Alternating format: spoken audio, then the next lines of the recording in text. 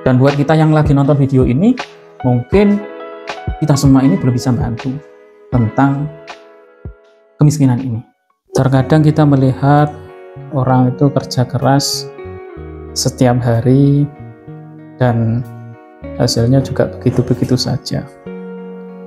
Bahkan kadang baru pagi hari atau masih subuh sampai tengah malam, tapi ya masih begitu-begitu saja. Bahkan kadang untuk mencukupi hanya untuk sekedar makan yang layak atau pendidikan untuk anaknya kadang tidak cukup. Kok bisa ya? Apa mereka kurang berusaha atau ada hal lain yang mungkin mengekam di balik semua ini?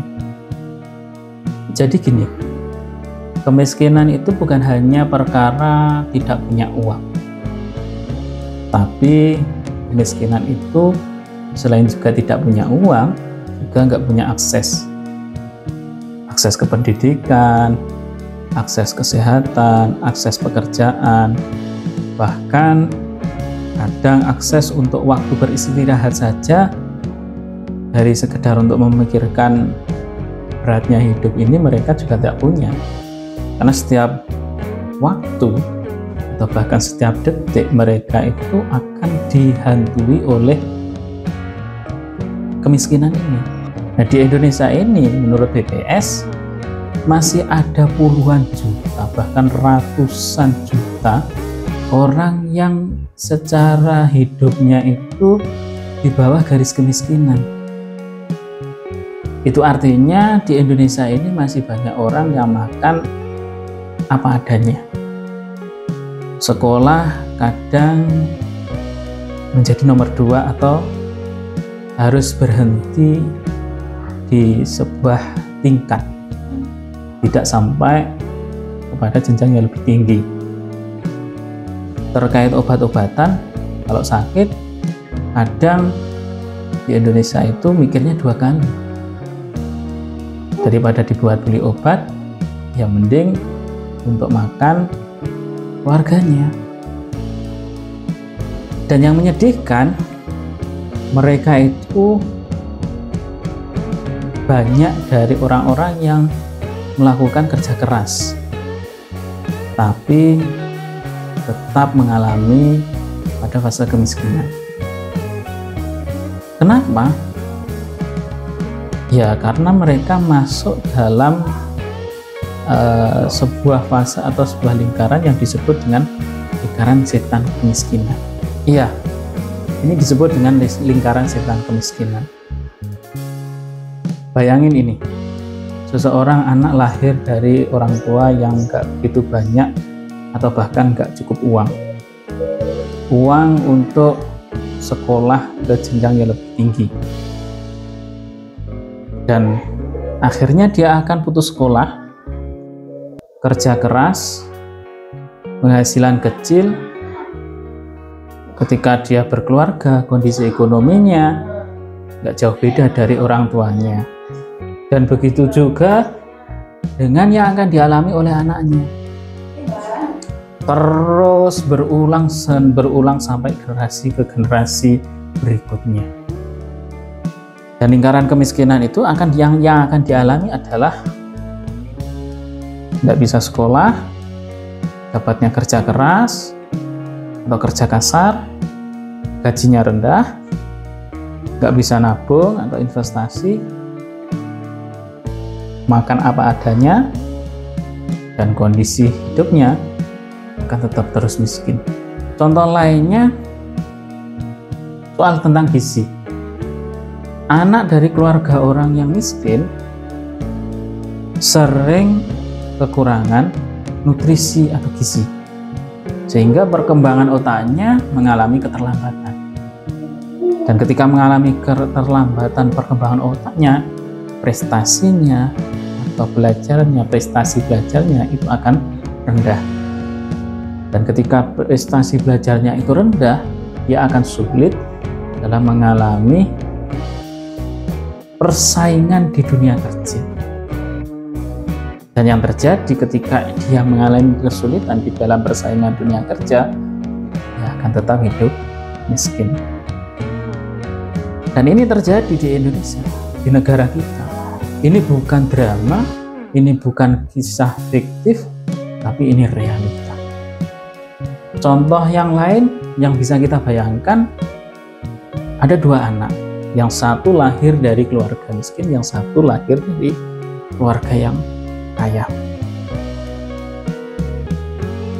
Keluarga anak yang lahir dari keluarga kaya atau yang mampu ini, dia mampu les privat, punya laptop sendiri untuk mendukung belajarnya, ditambah dengan makanan-makanan bergizi, ditambah dengan kecukupan biaya untuk menopang dalam prestasinya atau biaya-biaya sekolahnya.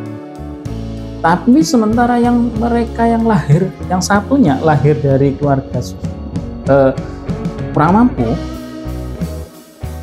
nggak bisa bayar kuota internet atau nggak punya laptop, nggak bisa les privat. Bahkan mereka ini yang dari golongan kedua ini kadang harus membantu orang tuanya sepulang sekolah untuk mencukupi kebutuhan makan atau kebutuhan sehari-harinya. Kalau dilihat dari dua kisah ini, siapa yang akan lebih sukses? Ya tentunya adalah yang nomor satu, yang lahir dari keluarga mampu. Ini bukan soal perkara orang miskin atau anak miskin itu tidak mau bekerja atau malas bekerja, tapi karena memang orang yang lahir atau anak yang lahir dari keluarga miskin itu kurang akses, atau aksesnya itu tidak sama dengan orang-orang yang lahir dari keluarga yang kaya atau mampu. Jadi kalau dibilang orang miskin itu tidak mau bekerja atau malas bekerja, bahkan tidak mau bekerja keras, itu salah. Kalau dimotivasi orang miskin itu tinggal kerja keras, itu juga salah. Karena sejatinya mereka juga bekerja keras untuk mencukupi kehidupannya. Tapi karena kurang akses inilah yang menyebabkan mereka itu tetap menjadi miskin selamanya. Lantas apakah orang miskin ini tidak ada harapan untuk merubah hidupnya menjadi orang yang kaya? Ada juga, bisa juga untuk merubah hidupnya. Tapi yang paling penting, kita harus sadar bahwa kemiskinan itu bukan soal malas atau rajin, tapi ini soal sistem yang dibangun dalam kehidupan masyarakat atau kehidupan bernegara kita ini. Apakah berarti nggak ada kesempatan mereka itu untuk bisa berubah? Ya juga, mereka punya kesempatan untuk bisa berubah.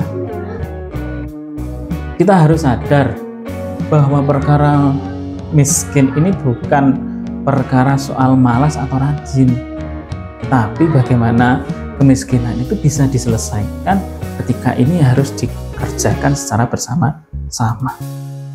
Butuh perubahan yang dilakukan secara besar-besaran, mulai dari sistem kehidupan sampai dengan sistem yang ada di pemerintah. Dimulai dari solusi mikro, solusi yang paling kecil, pendidikan gratis dan berkualitas. Ya mungkin ini sudah mulai ada titik jelas ya bahwa di negara kita ini sudah banyak pendidikan gratis. Tapi yang berkualitas ini yang biasanya ini adalah yang mengakses adalah orang-orang yang punya uang atau punya kemampuan kekayaan.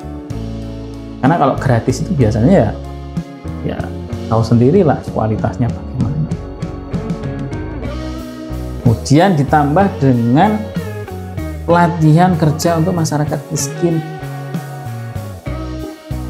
UMKM yang dibina dan didampingi, ini benar-benar dalam rangka untuk memecahkan tentang kemiskinan yang ada di masyarakat ini.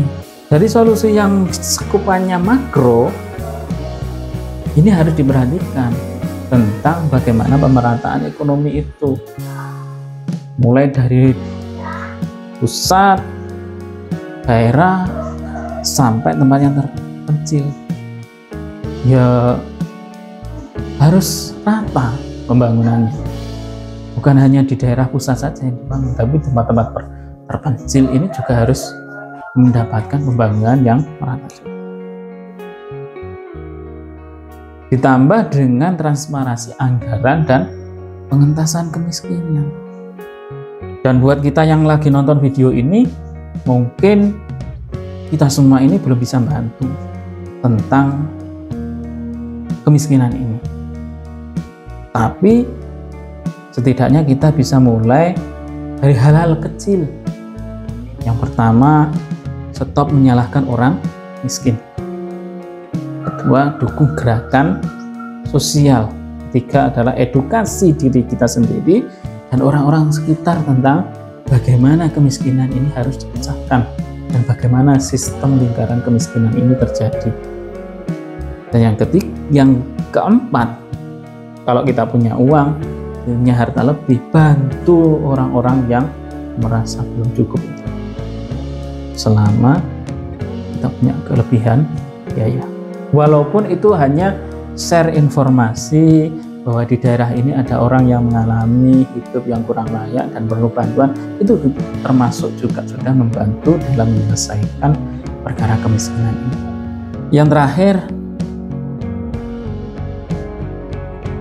kalau kamu lahir sebagai orang miskin, itu bukan salahmu. Tapi kalau kamu udah tahu realita tentang kemiskinan ini, tapi kamu diam saja dan sampai mati pun kamu miskin, itu adalah kesalahan terbesar yang kita lakukan dalam hidup kita ini. Bisa juga kita ini menjadi atau melenggangkan sistem yang gak adil ini. Yuk, bangun empati, karena dunia ini cuma akan berubah kalau kita awali dari diri kita sendiri. Tulis di kolom komentar solusi apa menurutmu yang bisa memutus rantai kemiskinan ini. Jangan lupa like, share, komen. Hal apa lagi yang menarik yang akan kita bahas.